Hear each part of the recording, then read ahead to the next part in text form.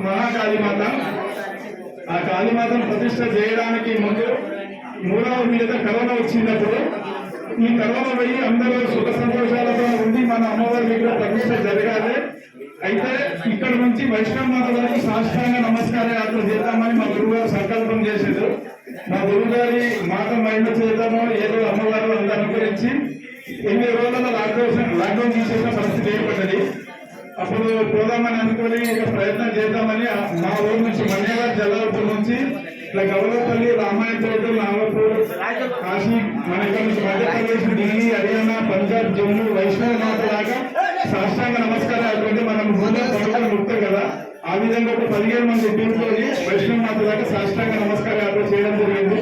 3 నెలల 17 రోజులు మరి అక్కడ చేరుకొని దర్శనం చేసుకొని వచ్చి అమ్మవారికి ప్రతిష్ట చేసినాము. మహాకాళీమాత మందిరం మన్యవారి జరుగుతారు. ఈ సూరారం గ్రామం నుంచి కూడా ఎంతో మంది భక్తులు అమ్మవారిని దర్శించుకొని ఎక్కడెక్కడ నుంచో వస్తున్నారు.